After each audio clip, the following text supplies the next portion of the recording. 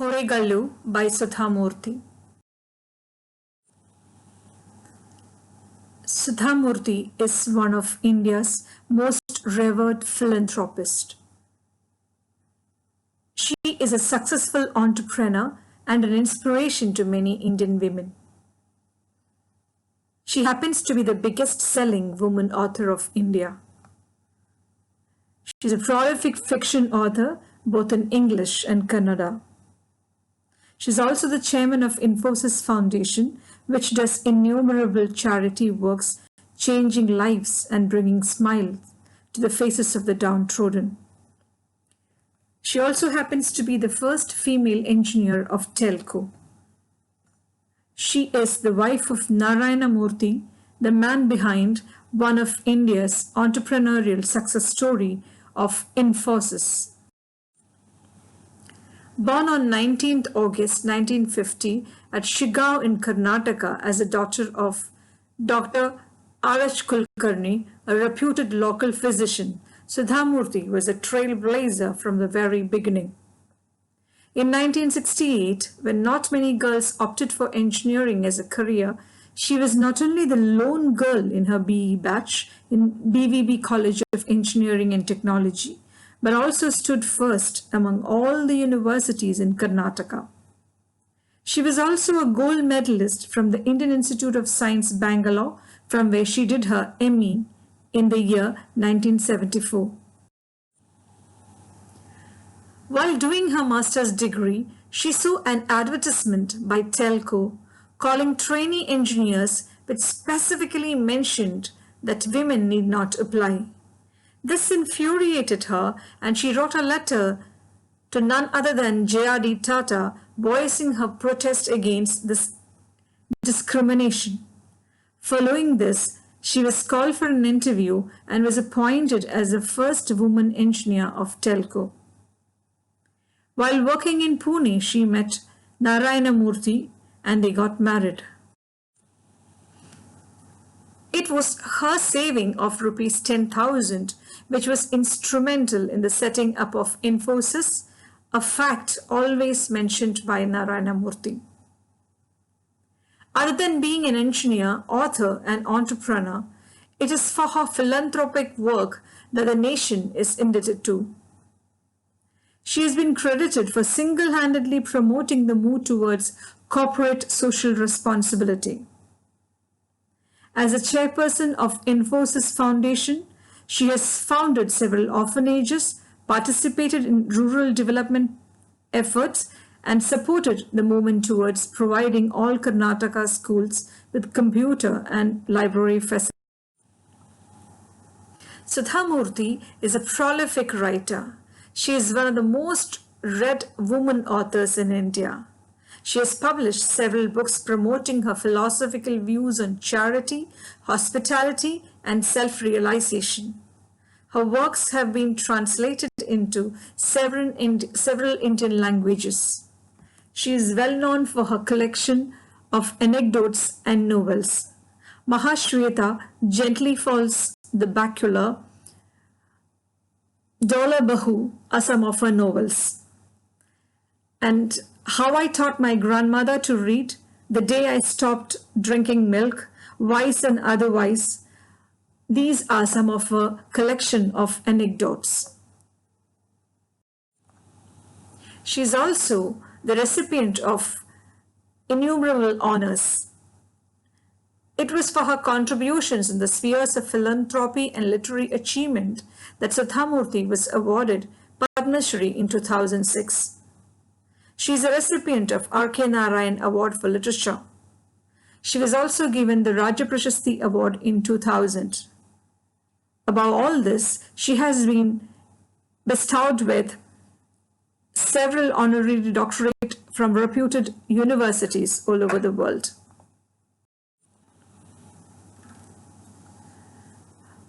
Horegallu. It literally means a stone that can bear weight. It is a kind of stone bench found usually in villages all over the country, which serves as resting place for tired travelers or peasants working in the nearby fields. It is actually a large flat stone placed horizontally over two vertical ones, thus making a stone bench on which anyone could unburden themselves, sit a while, chat with a fellow traveler, and exchange news of the road. Cool water will be kept in earthen pots so that they could quench their thirst and start their journeys, eased of their fatigue.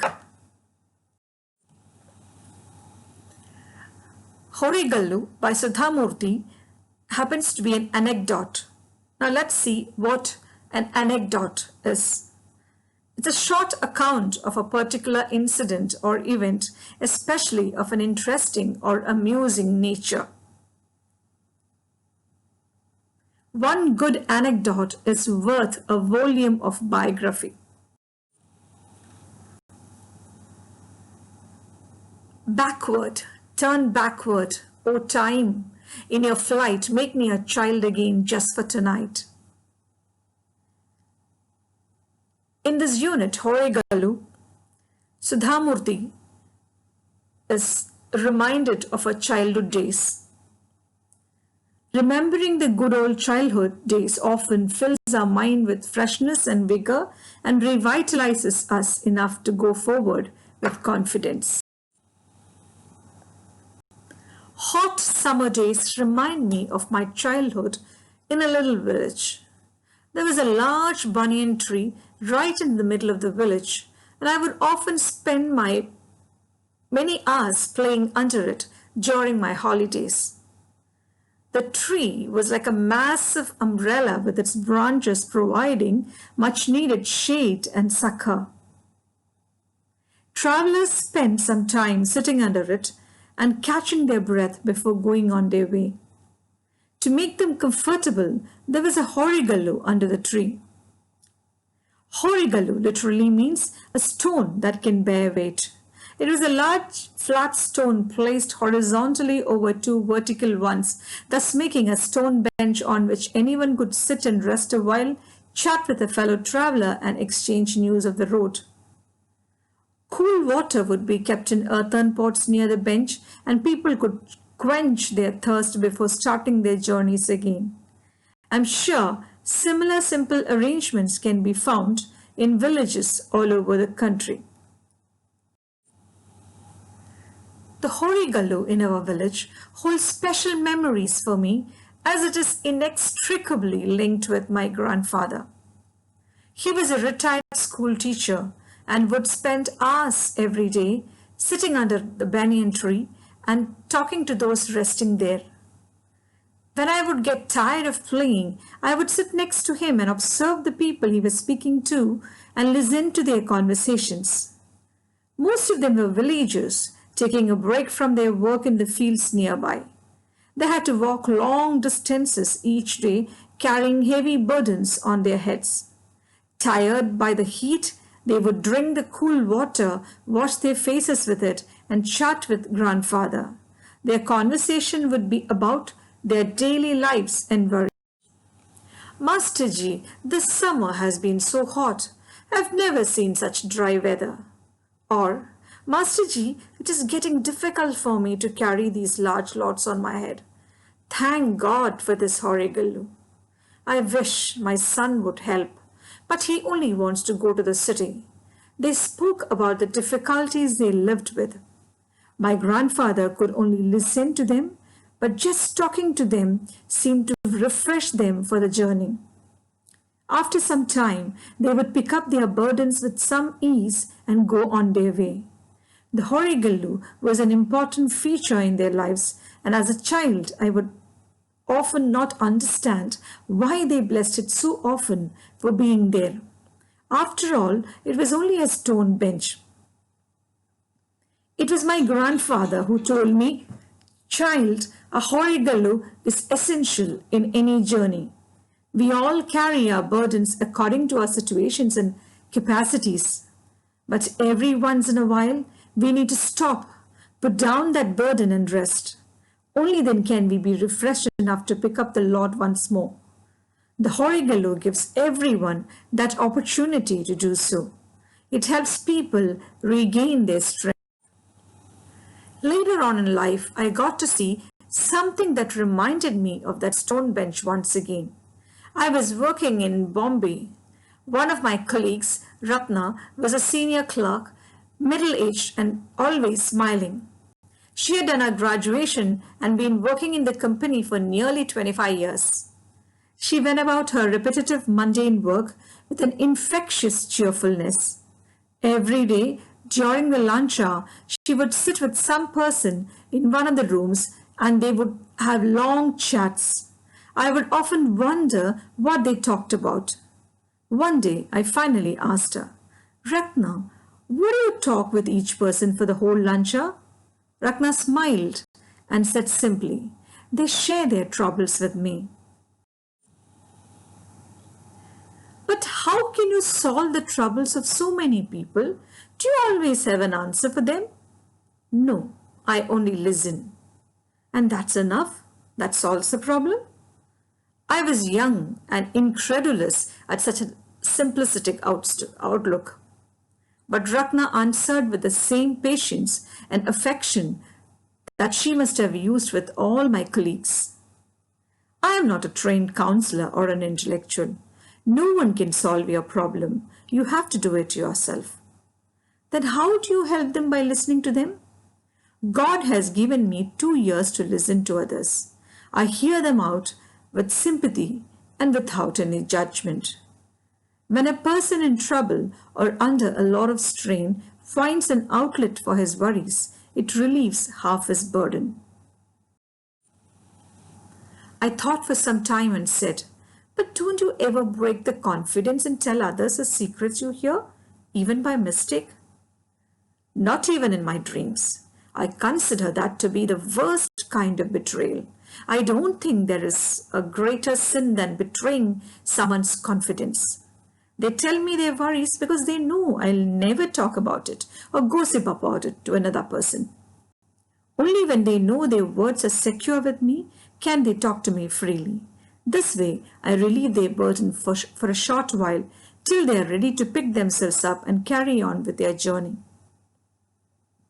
Her words uncannily echoed my grandfather's, sitting on the stone bench under the banyan tree.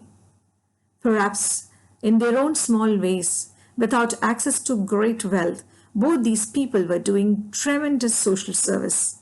No one thought of acknowledging their work or rewarding them for it, but they continued to do so, as these acts of kindness gave them joy. If ever now I happen to pass a Horegallu in a village, I remember them and wish there were many more of them in this world. Do we need Horegallus in our life? Life is a long journey and no one has a smooth sail. Troubles and tribulations are likely at any point of our lives. Sometimes they weigh too heavy on our hearts, which make our life miserable. We need to unburden this in order to refresh and regain ourselves to move ahead with our journey.